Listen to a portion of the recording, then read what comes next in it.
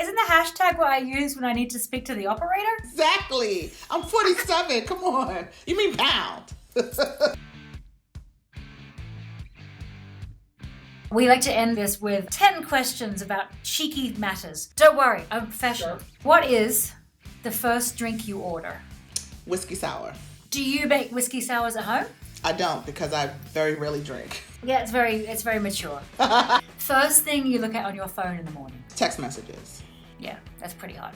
Second thing. Email. Thing. Social media is after those things. Yeah, I try to do done. social media later. I made a whole scroll that's just social media, so it's not even on the first page of my iPhone because I'm over it.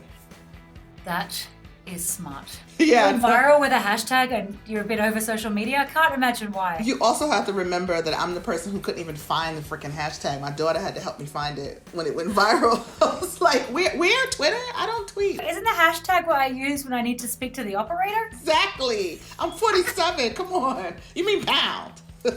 First person you call? I don't call people. It's true. If I was, it would be my daughter. You think because we're all so isolated, you'd be yakking it up, calling people all day? I text a lot, but I don't really make a lot. Because I have to do this all day. I'm on Zoom and conference calls and whatever, so.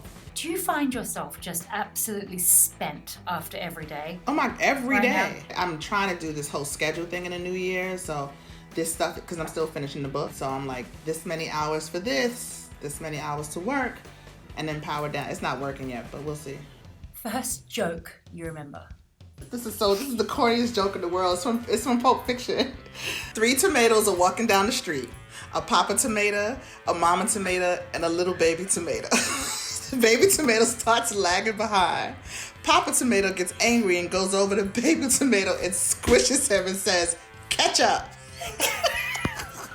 Your first fashion splurge? Early 20s, there was a little boutique in Soho. They had a pair of boots. They were $500. Oh. At the time, my rent was $545. I went home with $45. I've done the first time you owned your shit? I come from a long line of women who own their shit. My teacher was talking about Lincoln freeing the slaves. I think it was in the 6th grade. I said, my grandfather said that Lincoln didn't free the slaves. Abraham Lincoln didn't free the slaves. And she was like, well, I'm sure your grandfather's a scholar, but that's not exactly what your textbook says. Ooh, and I got so upset. And I went home and I told my granddaddy and my mom. But my grandfather gave me a book, and it was some really heady book to outline. And I came back and raised my hand. And I was like, my grandfather, the scholar, told me to tell you. And I read the passage from the book. And she tried to be all like, oh, I'm so glad. And, I'll give you extra credit and blah, blah, blah. I was like, nah, what you're going to do is apologize for trying to play my granddaddy in this class. I was like, I don't need extra credit. I just need an apology. Oh, the benevolence. First date? I dated my daughter's father in high school. I met him in high school. He took me down to 42nd Street when I used to have this big arcade down there. But I didn't like video games. And so essentially I just watched him and his friends play video games for 2 hours. We got some food off the street and then we went home. And I was like, oh, this is dating. Oh. Thanks. Walking around Times Square. Yeah, exactly. I actually met my partner now around the same time.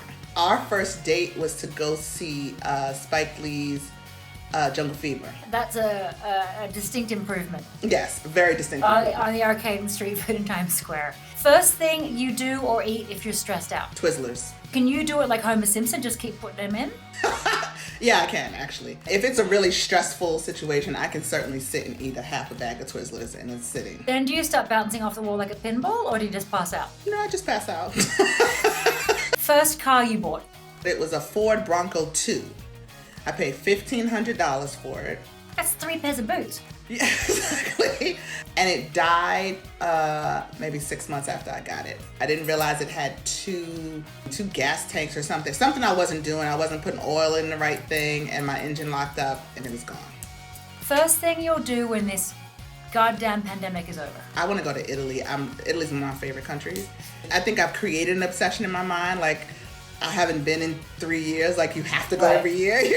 I just want to spend the summer in Tuscany. I know that's not possible, but I'm plotting right now.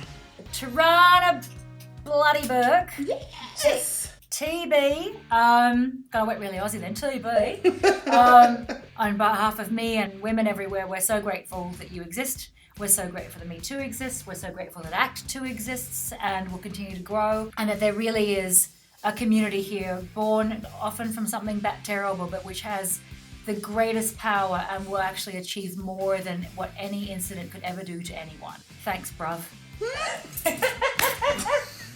Thank you. Thank you so much for watching 10 Firsts. I hope you liked it. If you did, click the subscribe button, this is me clicking, below, or like, or anything to validate me personally. And stick around for next week when we'll get more juicy first time.